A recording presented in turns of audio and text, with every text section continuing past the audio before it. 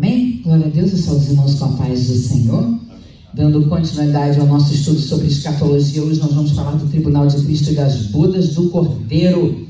Sofia, coloca aquela imagem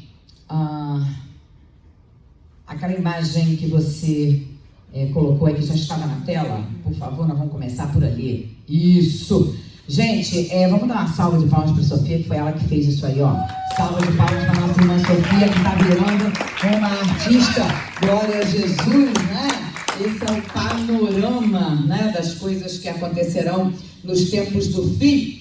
Bom, na semana passada nós falamos sobre o arrebatamento da igreja. Então nós estamos ali, olha, naquele pontinho de lá, né, na ponta esquerda do quadro. Nós falamos sobre o arrebatamento da igreja. Está lá em 1 Tessalonicenses capítulo 4, versículos 13 ao 18, né? Nós estudamos que ao soar da trombeta, Jesus vem trazendo consigo aqueles que morreram, né? Os justos que morreram, cuja alma e o espírito estão no paraíso, que está no terceiro céu, na morada de Deus. Então Jesus Cristo vem trazendo consigo, né, a alma dos justos que morreram, que estão no paraíso. Os justos que morreram lá, olha, eles vão ressuscitar em corpos glorificados, encontrando alma e espírito. Então, né, os vivos serão transformados em corpos glorificados, e todos juntos, aqueles que ressuscitaram, os justos que serão ressuscitados, e os vivos que terão seus corpos transformados, todos juntos serão arrebatados para encontrar o Senhor nos ares. Vocês lembram disso que nós estamos semana passada? Está ali bem naquela pontinha. Bom, o próximo evento escatológico que acontecerá depois do arrebatamento da igreja será o tribunal de Cristo, né? Está em 2 Coríntios capítulo 5, versículo 10. Nós vamos passar cada um dos versículos bem pormenorizado para que vocês entendam o que acontecerá no tribunal de Cristo. Presta atenção que o tribunal de Cristo será no céu. Vocês estão acompanhando ali? No céu. Quem é que vai comparecer ao tribunal de Cristo? A igreja arrebatada. Amém? Até aí? Gente, presta atenção que tem 3 tribunais diferentes aqui. Nós vamos falar desses tribunais quando chegar no momento oportuno. O primeiro é o tribunal de Cristo, que estará comparecendo nesse tribunal a igreja arrebatada, está lá. Depois o julgamento das nações no fim da grande tribulação. E por último, o julgamento do grande trono branco. Presta atenção que eu falei que os justos ressuscitarão quando do arrebatamento da igreja, certo? E serão arrebatados junto com os que estiverem vivos e terão seus corpos transformados. Mas, vocês estão vendo na última linha ali? Mortos sem Cristo. Os que morreram sem Cristo só vão ressuscitar aqui, ó, para comparecer no julgamento do grande trono branco, no juízo final, para ouvir de Jesus: aparta-te de mim, vós que praticais a iniquidade, e serão lançados no lago de fogo e enxofre. Vocês estão entendendo a diferença? Os que morreram em Cristo vão ser ressuscitados quando do arrebatamento da igreja, e serão arrebatados junto com os vivos que serão transformados. Amém? Já os que morreram sem Cristo, os ímpios, que hoje a sua alma e espírito dos ímpios estão no Hades, né? Já em tormentos, serão ressuscitados só para comparecer no juízo do grande trono branco lá no final. Amém? Depois do milênio, para ouvir de Jesus: aparta-te de mim, serão lançados no lago de fogo e enxofre. Amém até aí? Ok? Então hoje nós vamos falar do tribunal de Cristo e das bodas do Cordeiro. Eventos que acontecerão no céu depois do arrebatamento da igreja. E eu não sei se vocês estão prestando atenção ali naquela figura. Enquanto a igreja estiver no céu, passando pelo tribunal de Cristo e pelas bodas do Cordeiro, o que está acontecendo na terra? Tribulação. Grande tribulação, ou tribulação, 7 anos da tribulação. Tem gente que chama de tribulação o período inteiro, de grande tribulação só os últimos 3 anos e meio. Tem gente que chama de grande tribulação os 7 anos do período. Não importa, mas o período de tribulação estará acontecendo na terra, enquanto a igreja estará no céu, passando pelo tribunal de Cristo e pelas bodas do Cordeiro. Amém até aí, gente? Yes. Glória a Deus. Então vamos entrar direto em 2 Coríntios capítulo 5, versículo 10. Glória a Jesus. Sofia já colocou aí, Sofia está esperta. 2 Coríntios capítulo 5, versículo 10 diz assim, ó: porque todos devemos comparecer ante o tribunal de Cristo, para que cada um receba segundo o que tiver feito por meio do corpo, ou bem ou mal. Então nós vamos dar 2 paradinhas aqui nesse versículo. Porque todos devemos comparecer ante o tribunal de Cristo para que cada um receba segundo o que tiver feito por meio do corpo, ou bem ou mal.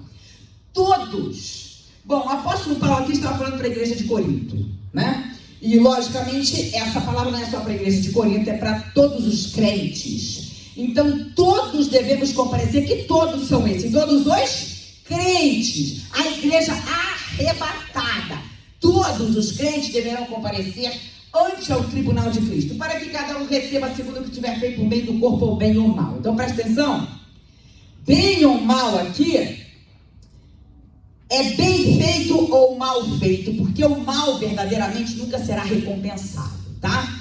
Então é para que nós possamos receber segundo aquilo que nós tivermos feito aqui na terra por meio do corpo, as nossas obras, bem feito ou mal feito. Então as obras que nós fizermos por meio do corpo, bem feitas, ou seja, tudo que a gente fizer aqui cuja nossa motivação seja amor, alegria, humildade, dedicação e para a glória de Deus, é bem feito e nós receberemos galardão. Se for mal feito, se a motivação do seu coração para fazer aquela obra for, por exemplo, para aparecer ou para receber alguma recompensa financeira, é mal feito e não receberá galardão. Amém até aí, gente? Então nós entendemos o todos e nós entendemos esse bem ou mal aqui. É bem feito ou mal feito.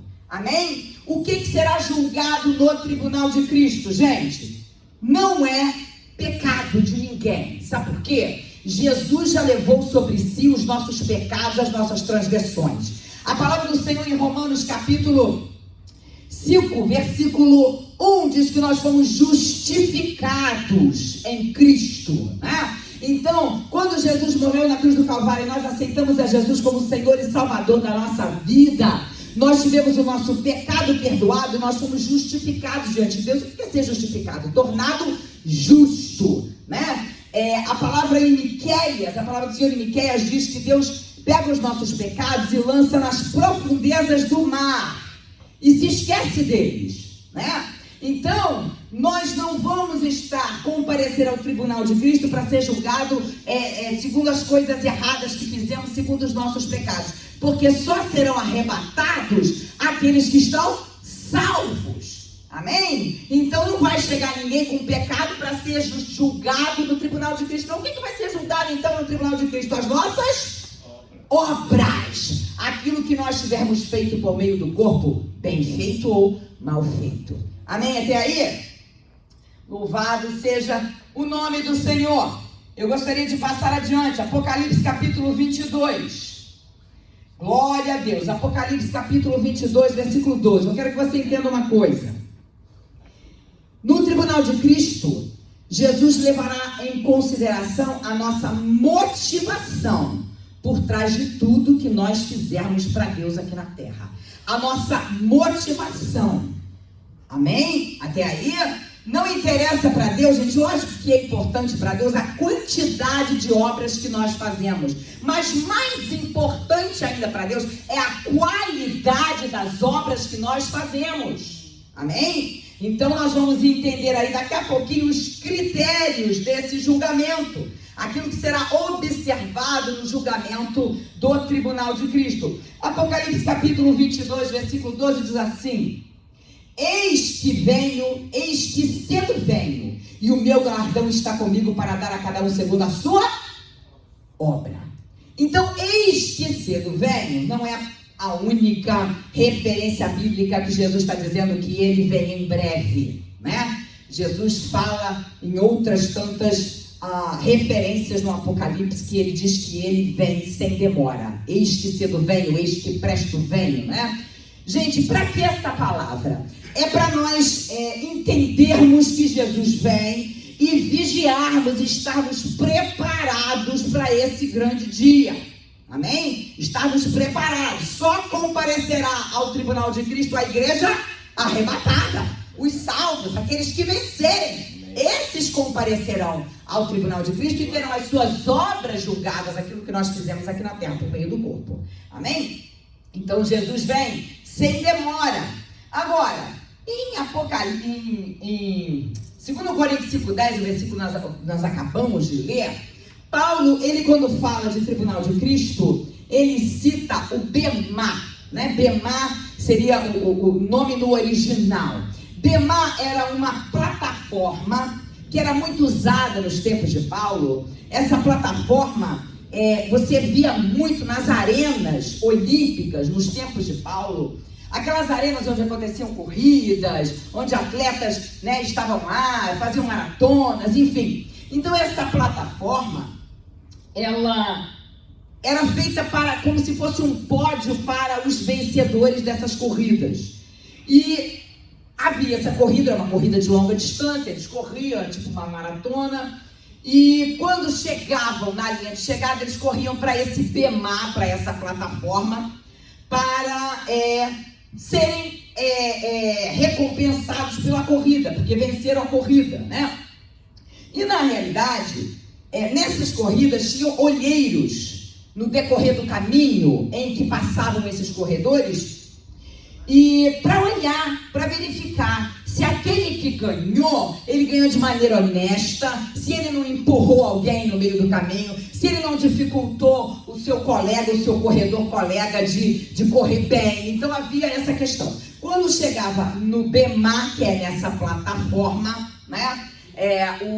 Quem estava lá dirigindo essa plataforma, quem estava lá olhando como juiz, muitas vezes governadores ou até o próprio César fazia esse papel.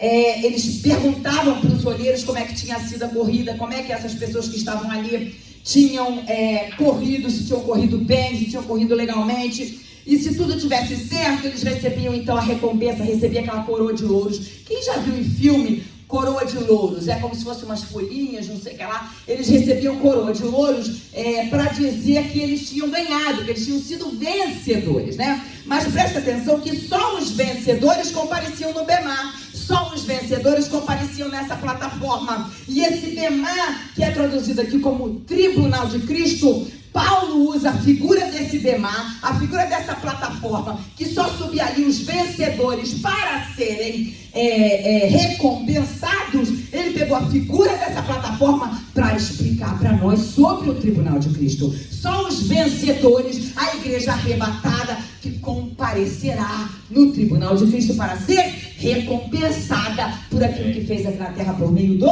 corpo. Louvado seja o nome do Senhor, né? Glória a Deus. Então, volta lá, Sofia. Apocalipse 22:12, nós já estamos passando, porque o tempo não nos deixa, né?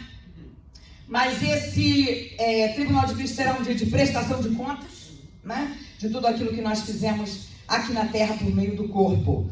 E nós vamos passar já para o critério do julgamento do Tribunal de Cristo. Eu estou correndo um pouquinho. 1 Coríntios 3, Sofia, 10-15, mas é por causa da hora, né? Porque os irmãos trabalham duro durante a semana. 1 Coríntios capítulo 3, versículos 10-15. Todos entenderam até então o que é o Tribunal de Cristo. Quem vai comparecer no Tribunal de Cristo, gente? A igreja arrebatada. Amém? O Tribunal de Cristo será no céu, gente. Ok? É o primeiro,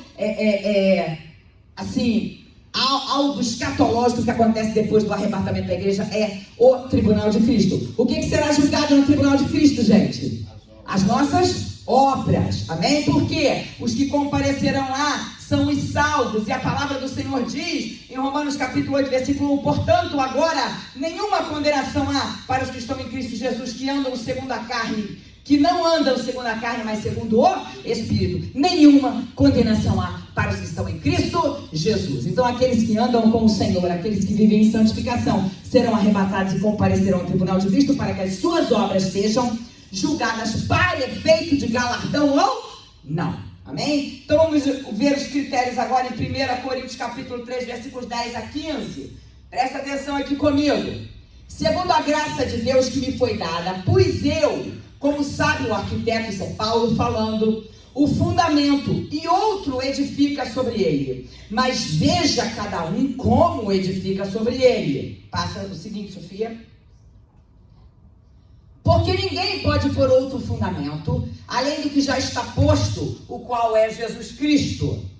E se alguém sobre este fundamento formar um edifício de ouro, prata, pedras preciosas, madeira, feno ou palha, a obra de cada um se manifestará. Na verdade, o dia a declarará, porque pelo fogo será descoberta, e o fogo provará qual seja a obra de cada um. Se a obra que alguém edificou nesta parte permanecer, esse receberá galardão. Se a obra de alguém se queimar, sofrerá detrimento, mas o tal será salvo, todavia, como pelo fogo. Então vamos explicar aí esses versículos da palavra do Senhor que falam, que nos explicam sobre o tribunal de Cristo. O versículo 10 diz: segundo a graça de Deus que me foi dada, pus eu, como sábio arquiteto, o fundamento. A maioria de vocês aqui são construtores, sabem da importância do fundamento para uma obra, ou fundação.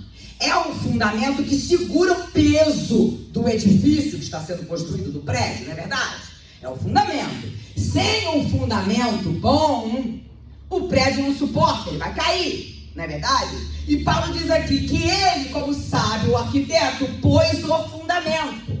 Que fundamento é esse? Paulo diz aí no versículo seguinte: o fundamento é Jesus Cristo. E que prédio é esse que Paulo começou a construir e colocou o fundamento? A igreja.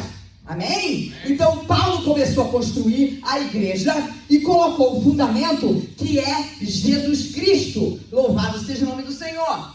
E aí o versículo 10 ainda, bota lá o versículo 10 de volta.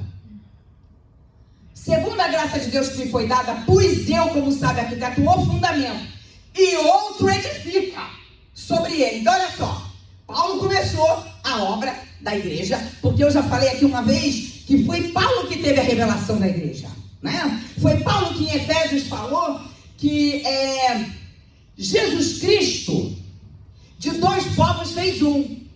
De dois povos, que povos? Judeus e gentios. Ele quebrou a barreira que havia entre esses dois povos e fez um. Que povo é esse que ele fez? A igreja do Senhor, né? E ele quebrou essa barreira que havia por intermédio do seu sacrifício na cruz do Calvário, né? E ele fez a igreja do Senhor. Então ele teve a revelação, ele colocou o fundamento, ele começou a obra, mas o que ele diz aqui? E outro edifica sobre o fundamento. Nós todos somos construtores dessa obra que é a igreja do Senhor. Todos nós somos construtores. Agora, olha o que diz: mas veja cada um como edifica sobre ele.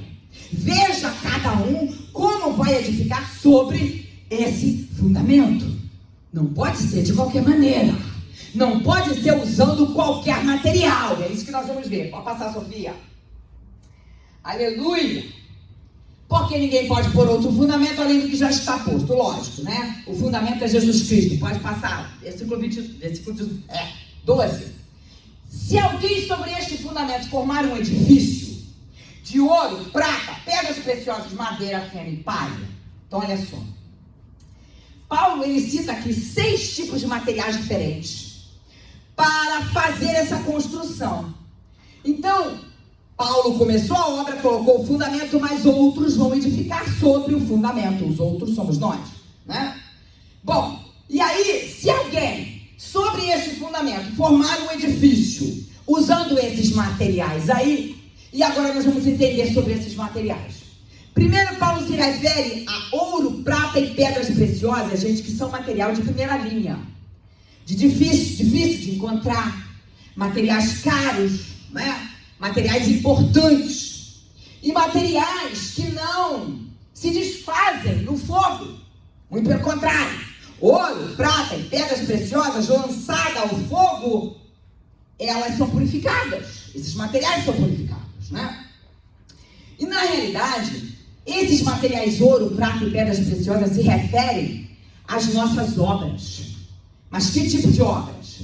Tudo aquilo que a gente fizer com a intenção do coração, com amor, com alegria, com dedicação, com humildade e para a glória de Deus. Então tudo que você faz na obra de Deus, com amor, com alegria, com dedicação, aleluia, com humildade, para a glória de Deus, você está construindo essa obra com ouro, prata ou pedras preciosas. Amém.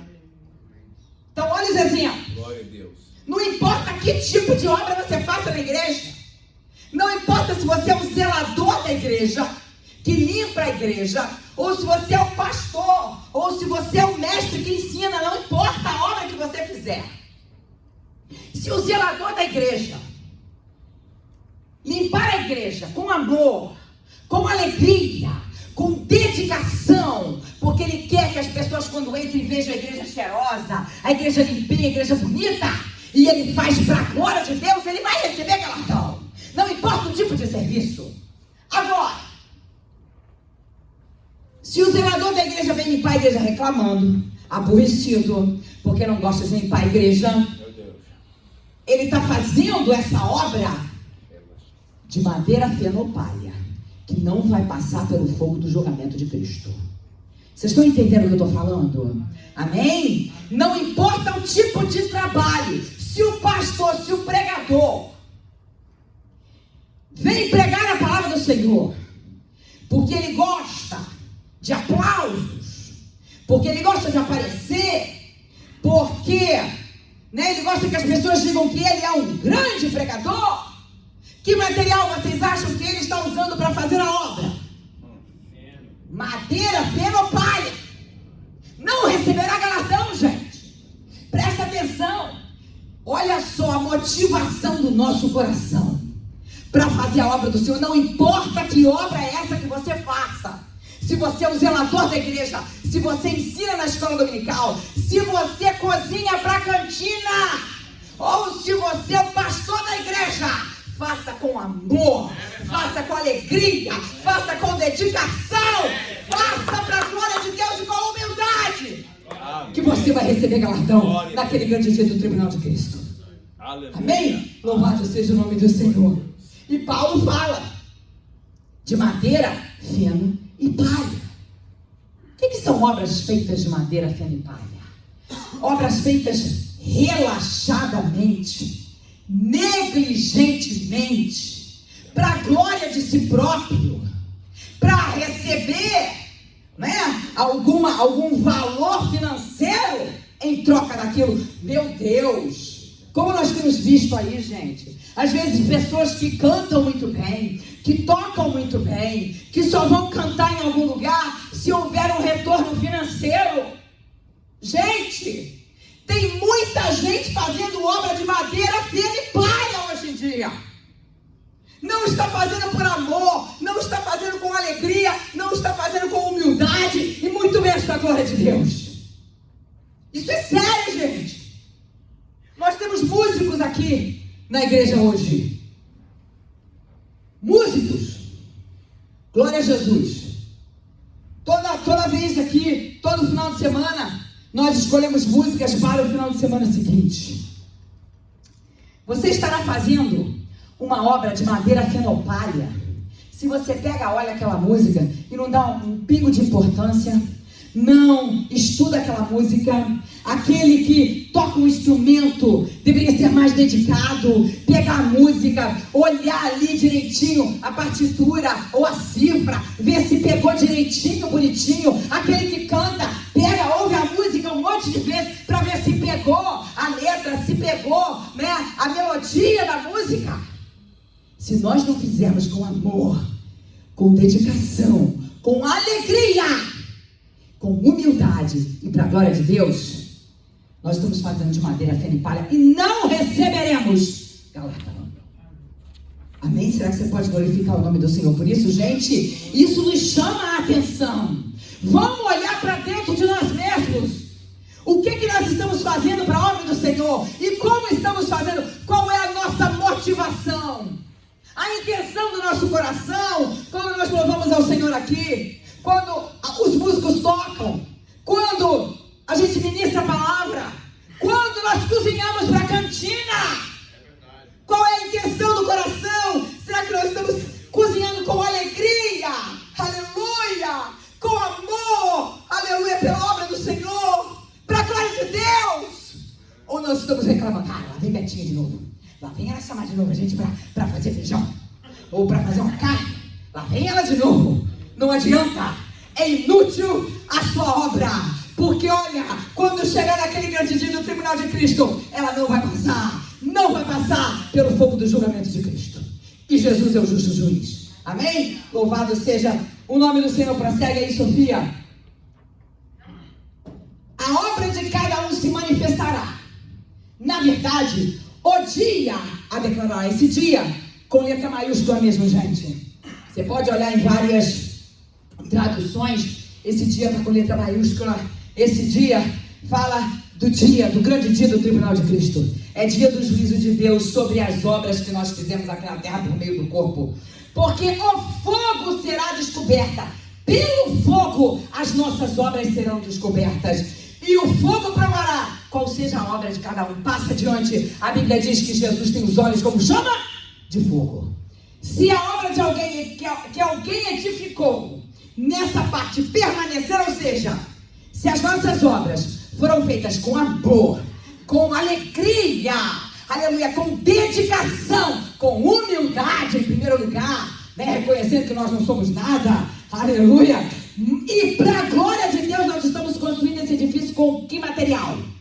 Ouro, prata e pedras preciosas, que no fogo, na realidade elas são purificadas. Elas não se decompõem, elas não são destruídas, elas são purificadas, ainda ficam melhores, ainda ficam mais valiosos. Amém? Louvado seja o nome do Senhor. Aí, essa obra que foi feita dessa maneira, essa obra que foi feita com amor, com alegria, com dedicação, com humildade, para a glória de Deus, ela vai permanecer. Ela vai passar pelo fogo do julgamento de Cristo. E aí, esse vai receber o quê? Galardão. Passa adiante.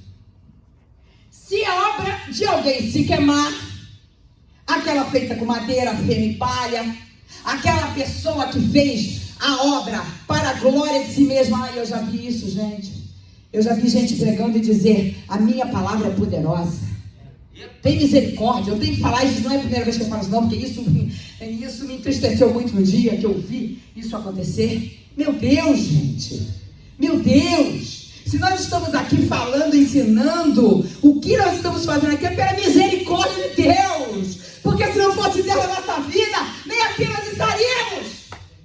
Então quem somos nós para nos gloriarmos? A música que nós cantamos no domingo diz o quê? Para nós nos gloriarmos no Calvário, na cruz de Cristo.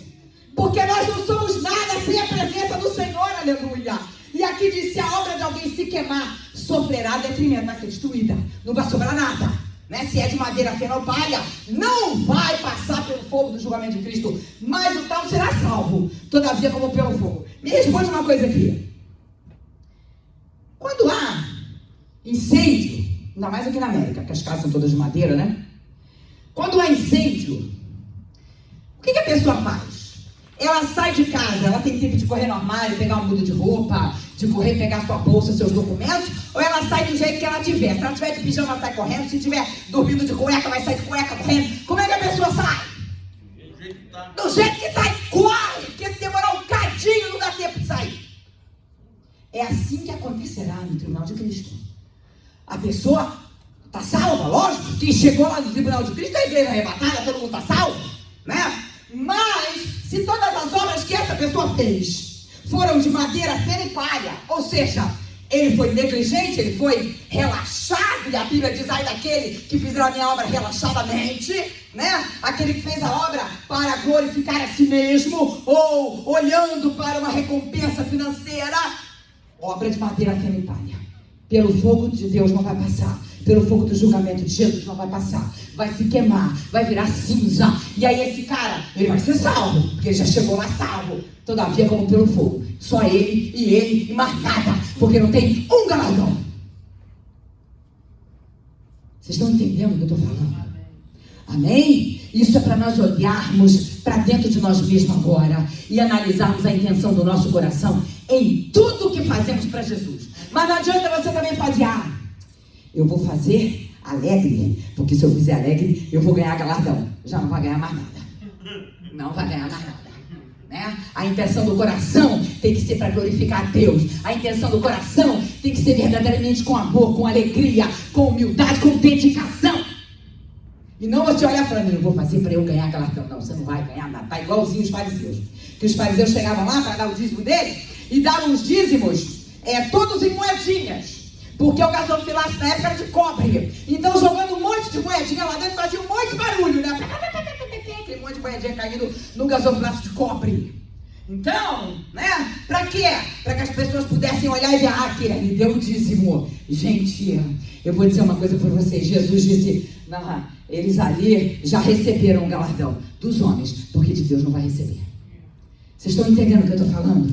Dê um glória a Deus, um aleluia. Aleluia. Louvado e glorificado seja o nome do Senhor. Logicamente que, né? Há bênçãos que todos vão receber no céu. Todos. Né? Paulo e o ladrão da cruz. O ladrão da cruz é que ele se arrependeu na hora da morte. Ele não teve tempo de fazer nada para Jesus. Ele não teve tempo de fazer nada para Jesus. Né? Ele já se arrependeu ali mesmo. E Jesus já disse, hoje mesmo estarás comigo no paraíso. Ele não teve tempo de fazer obra nenhuma para Deus. Então ele não vai ter galardão. Paulo... Meu Deus do céu, o que é que fez Paulo? 3 viagens missionárias, abriu um monte de igreja, depois passou visitando as igrejas que ele abriu, ensinando. Meu Deus, quantas epístolas Paulo ensinou. Todas as bases da igreja estão, né, a maioria nas epístolas de Paulo, né? Sofreu quanto Paulo sofreu por amor ao evangelho, né? Pela obra de Cristo, quanto Paulo sofreu. Paulo foi apedrejado, Paulo foi açoitado. Meu Deus, o quanto Paulo sofreu, né? Vai receber um monte de galardão. Mas a gente tem bênçãos que são comuns. Então esse ladrão que não fez nada, não tem nem tempo, né? E quantas pessoas hoje, a gente vai no hospital, prega para ela aceita Jesus e morre. Pastor, já teve essa experiência, vai aceitar Jesus, morreu no dia seguinte, pastor voltou lá para visitar, cadê? Não, a pessoa faleceu, pastor, logo depois que o senhor entrou no elevador, a pessoa faleceu, né? Ou não teve tempo de fazer nada, só aceitou Jesus como Salvador e partiu salvo, não teve tempo de fazer nada. Mas as bênçãos comuns ele vai receber: corpo glorificado, morar na Nova Jerusalém. Agora, galardão é recompensa pelas obras que nós fizemos aqui na terra. Amém até aí, gente? Amém. Glória a Jesus. Aleluia. E no material de vocês tem 7 atividades que eu vou passar por cima. Meu Deus. Eu vou passar por cima dessas sete atividades que você realiza, pode realizar, que resultará em galardão. Isso eu vou falar por cima. Vocês depois leiam, né, o texto bíblico em casa. Aqueles que fizeram obras visando a glória de Deus, nós acabamos de falar, né? 1 Coríntios 3, versículo 14, que são aquelas obras de ouro, prata e pedras preciosas, obras que você faça com amor, alegria, dedicação, humildade, e para a glória de Deus receberá galardão. Em segundo lugar, aqueles que forem perseguidos por amor de Cristo. E quando falo perseguido por amor de Cristo, para aqueles que estão em casa sem material, Mateus capítulo 5, versículos 11 e 12. Aqueles que forem perseguidos por amor de Cristo, também essa atividade resultará em galardão. E quando eu falo perseguidos por amor de Cristo aqui, gente, eu não estou falando só daqueles que estão sendo perseguidos e mortos lá pelo Talibã, não. Nem daqueles que estão lá na Nigéria sofrendo com o Boko Haram e morrendo e sendo massacrados lá, os cristãos lá pelo Boko Haram. Não, eu estou falando de qualquer tipo de perseguição. Às vezes você é casado com alguém que não é crente e tem aquela perseguição dentro de casa, tem aquelas alfinetadas todo dia dentro de casa, porque a pessoa não aceita você ir para a igreja, a pessoa não aceita a sua fé e fica te perseguindo. Isso também é perseguição por amor a Cristo, né? Também resultará em galardão. Terceiro, aqueles que hospedam ou recebem servos de Deus. A palavra está lá em Mateus capítulo 10, versículo 41 e 42. Lá nessa palavra, lá em Mateus capítulo 10, versículo 41 e 42, fala que aquele que hospedar profeta receberá galardão de profeta. Aquele que hospedar ou receber justo, receberá galardão de justo. E aquele que der que seja um copo d'água a qualquer um desses pequeninos, não deixará de receber galardão. Atividades que resultarão em galardão. Quarto lugar, aqueles que fazem o bem a seus inimigos. Está lá em Lucas capítulo 6, versículo 36. Gente, a Bíblia fala pra gente não pagar o mal por mal, mas pagar o mal com o bem. Então nós não podemos fazer a mesma coisa que eles. Aqueles que te injuriam, aqueles que falam mal de você, aquele que te entristece, não trate da mesma maneira. Muito pelo contrário, mostre para eles o amor de Cristo, né? Porque isso diz aqui a palavra: aqueles que fazem o bem a seus inimigos receberão galardão. galardão. Agora abre Romanos capítulo 14, versículo 10 aí, que não está aí, mas eu estou me lembrando dessa referência. Alguém lê bem alto aí para mim. Romanos capítulo 14, versículo 10. Glória a Jesus. 14, 10. Rápido. Mas porque tu julgas o teu irmão? Ou porque tu desprezarás teu irmão? Porquanto todos nós compareceremos diante do tribunal de Cristo. Amém?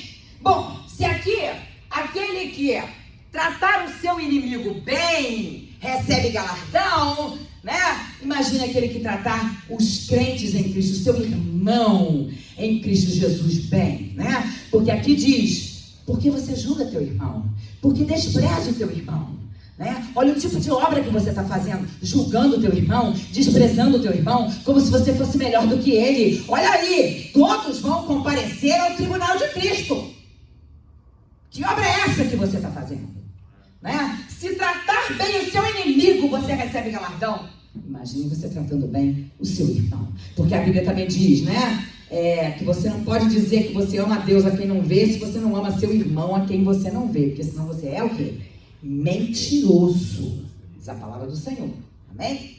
Outro, aqueles que forem perseverantes em meio ao sofrimento. Hebreus capítulo 10, versículo 34 e 35. Aqueles que forem perseverantes em meio ao sofrimento receberão galardão, gente. A nossa vida cristã é cheia de dias ruins. Nós temos dias bons e temos também dias maus, né? Nós passamos sofrimento. O próprio Jesus disse o quê? No mundo tereis aflições. Mas ele diz, mas tende bom ânimo, porque eu venci o mundo. Nós sabemos que vamos passar aflição no meio dessa terra, nesta vida, mas aquele que perseverar, aquele que não desistir no meio do caminho, por conta do sofrimento, por conta da tribulação, esse vai receber galardão nesse grande dia do tribunal de Cristo. Então louve e glorifique o nome do Senhor por isso.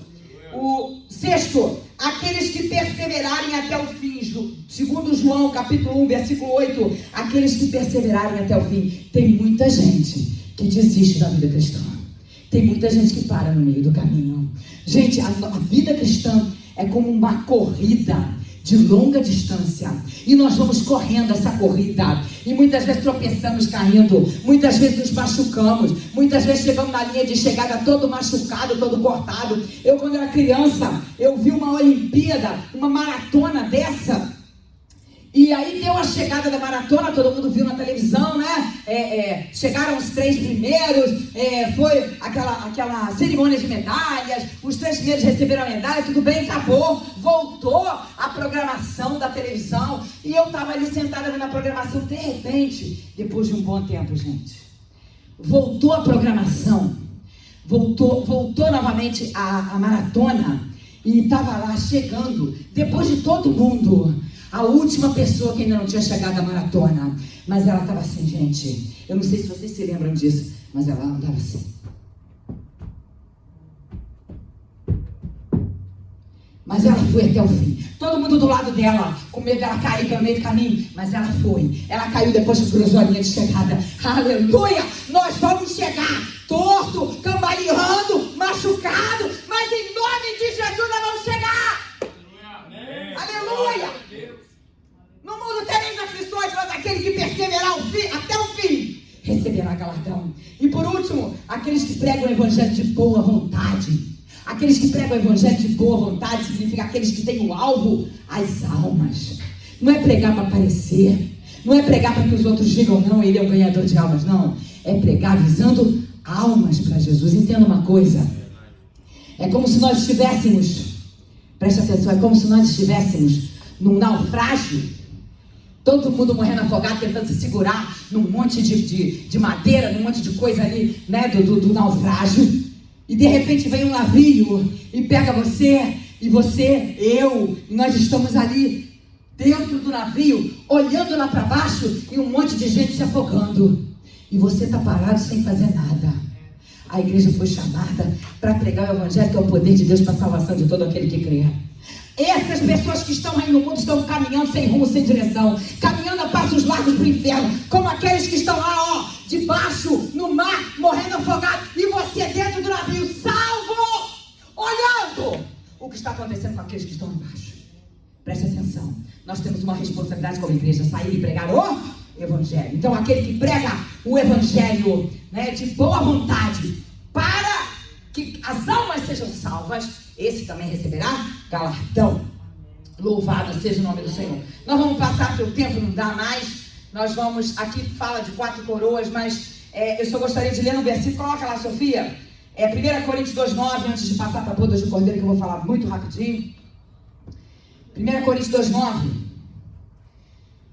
1 Coríntios 2,9 diz assim, ó. Mas como está escrito, as coisas que o olho não viu, e o ouvido não ouviu, e não subiram ao coração do homem, são as que Deus preparou para aqueles que o amam. A Bíblia não fala muito bem, não explica muito bem o que é esse galardão.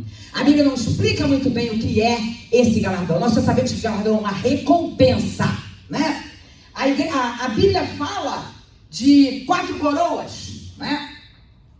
E tem teólogos que entendem que esses galardões são realmente coroas, no literal, coroa mesmo de ouro com pedras preciosas. Outros teólogos entendem que esse galardão é glória que nós vamos receber do Senhor.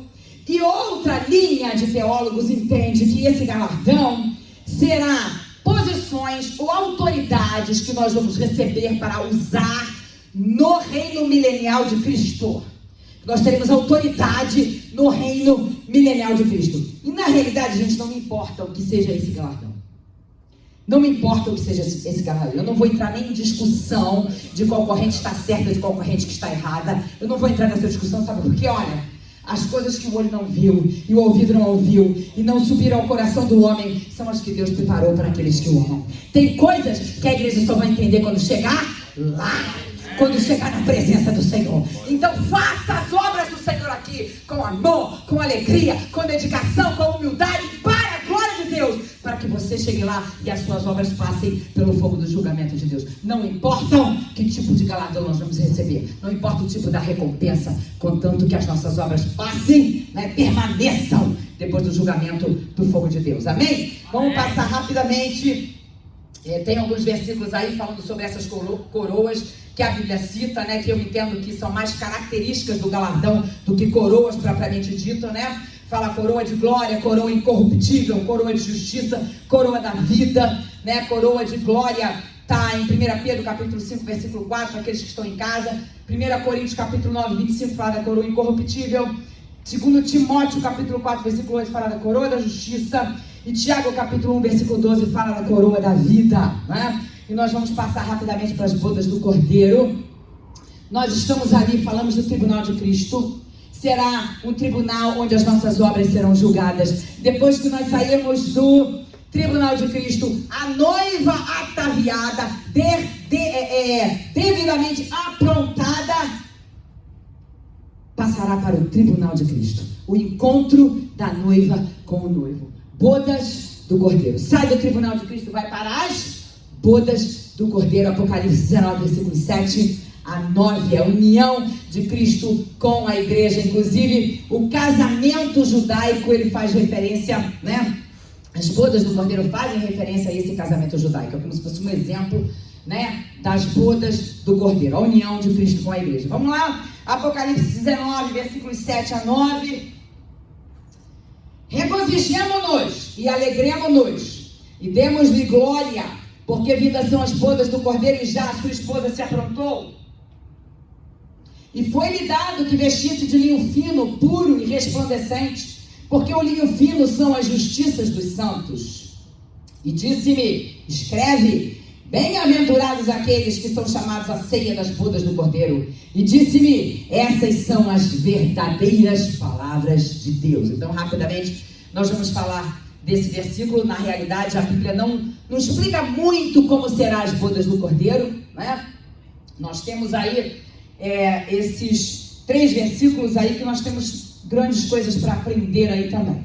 Regozijemo-nos e alegremo-nos. Então, a primeira coisa que nós aprendemos com esse versículo de Apocalipse 19 é que haverá uma alegria incomparável nas bodas do Cordeiro. Imagine, gente, a igreja é arrebatada, a igreja passa pelo tribunal de Cristo, A igreja é devidamente ataviada. Quando eu falo ataviada, são os galardões, as recompensas que nós vamos receber. A noiva, quando vai se encontrar com o seu noivo, ela é devidamente arrumada, ataviada, fica toda bonita para encontrar o seu noivo. A igreja passará pelo tribunal de Cristo, vai ser recompensada, vai ser devidamente ataviada para depois se encontrar com o seu noivo, que é Jesus Cristo, que deu a sua vida na cruz do Calvário por nós, né?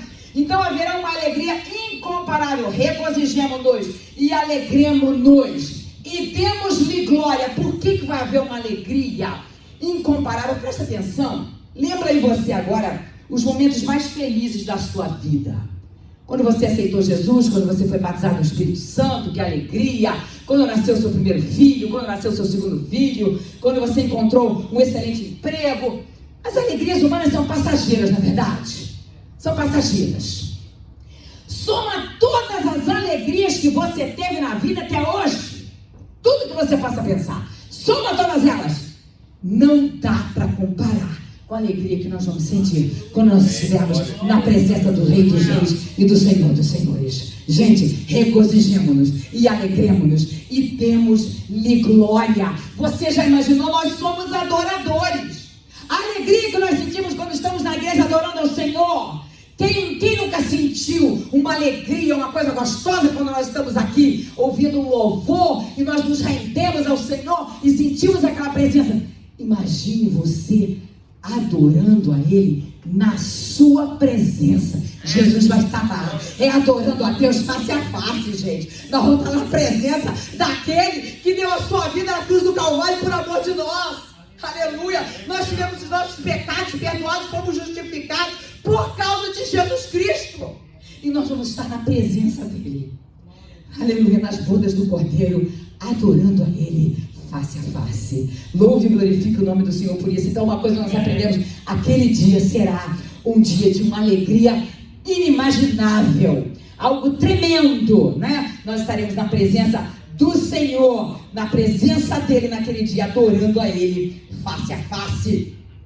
E aí a palavra do Senhor passa, Sofia. E foi-lhe dado que vestisse, eu acho que foi a primeira então ainda, o primeiro versículo, e a sua esposa já se aprontou. Quando fala que a sua esposa já se aprontou, ainda no versículo 7, quando fala que a sua esposa já se aprontou, fala que ela já saiu do tribunal de Cristo, né? Já está pronta, já está ataviada, já está com as suas recompensas e vai agora encontrar o noivo. Versículo 8. E foi-lhe dado que vestisse de linho fino, puro e resplandecente, porque o linho fino são as justiças dos santos. Linho fino, puro e resplandecente. Gente, você pode pensar no tecido mais caro que você pode imaginar aí agora. Não vai se comparar às vestes que nós receberemos. Vestes resplandecentes. Linho fino, puro e resplandecente serão as vestes da noiva de Cristo, as vestes da igreja do Senhor para encontrar com o seu noivo. E quando fala, porque o linho fino são as justiças dos santos. Justiça dos santos. O linho fino representa as justiças dos santos. Nós não conseguimos, gente, ser justos por nossa conta própria. Nada que a gente venha fazer aqui na terra hoje por meio do corpo, alcançamos a justificação. A nossa justificação vem por intermédio de quem? De Jesus Cristo, que morreu na cruz do Calvário. Aleluia, aleluia, para o perdão dos nossos pecados. Todo aquele que crê no sacrifício feito por Jesus tem os seus pecados perdoados. Aleluia, é regenerado e justificado. É como se um juiz viesse diante de um criminoso, olhasse ali tudo que há contra ele, tudo que há contra aquele criminoso, pegasse aquilo ali, jogasse no lixo todo aquele papel e dissesse: você não tem mais nada, você agora é justo. Foi isso que Deus fez conosco, por causa do sacrifício de Jesus. Deus olha para nós agora e vê a justiça de Cristo sobre as nossas vidas. Nós somos justificados por causa de Jesus. Amém? Passa adiante, Sofia, o 9. E disse-me: escreve, bem-aventurados aqueles que são chamados à ceia das bodas do Cordeiro. Gente, bem-aventurados são felizes, alegres. Felizes são aqueles que são chamados à ceia das bodas do Cordeiro, né? Preste atenção.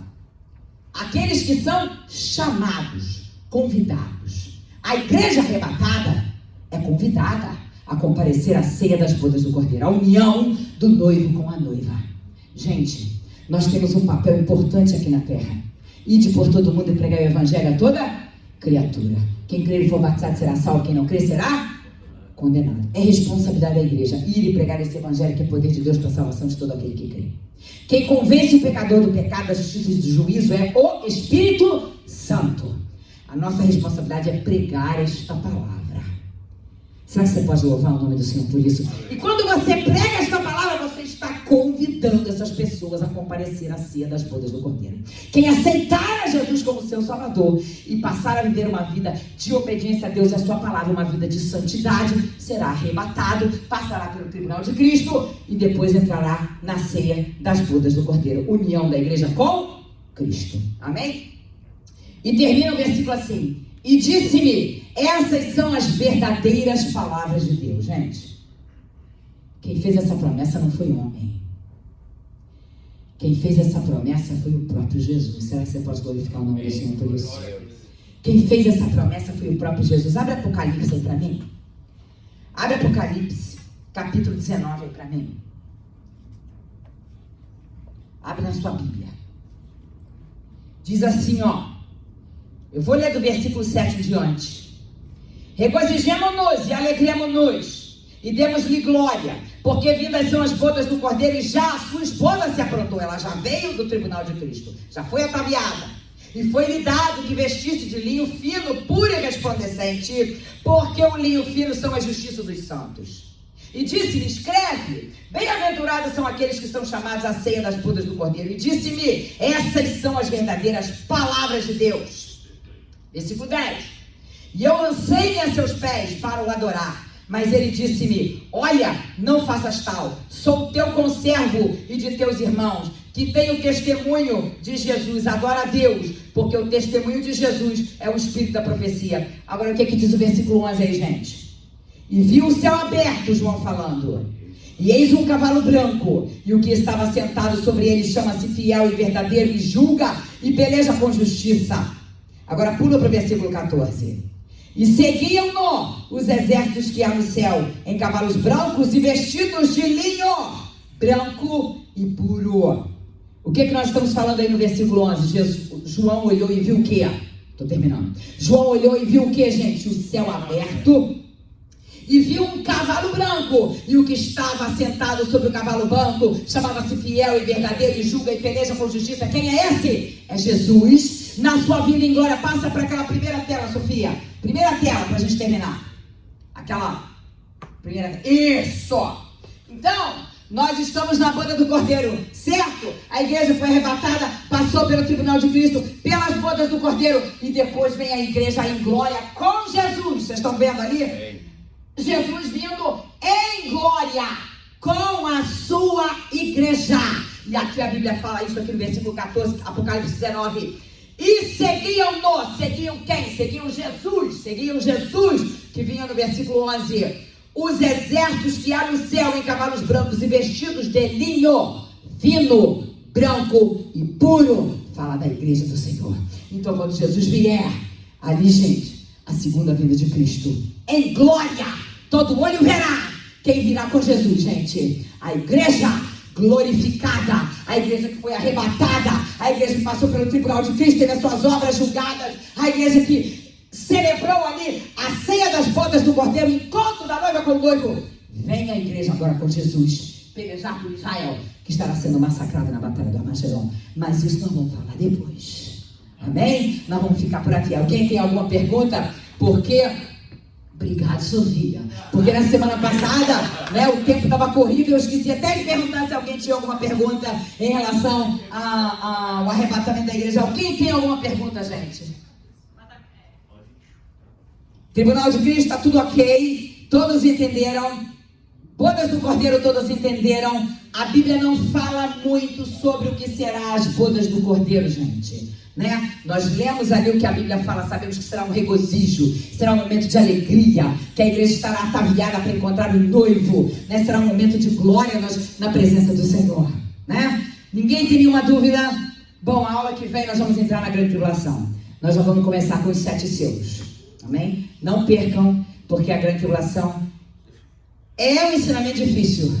Amém, gente? E a gente já começa com uma batalha, com os 7 selos, né? Apocalipse capítulo 6, já começa a grande tribulação, começa a tribulação, os 7 anos da tribulação, e a primeira coisa que nós vamos ver são os 7 selos. Já começa no capítulo 6 com a abertura do primeiro selo, que vocês vão ler lá no primeiro selo, cavalo branco. Mas esse cavalo branco tem gente que acha que é Jesus, mas não. É o anticristo. É o anticristo que vem, né, trazendo uma falsa paz e vai enganar muito. Os 7 selos, a partir de semana que vem, já começamos a grande tribulação. Amém? Até aí?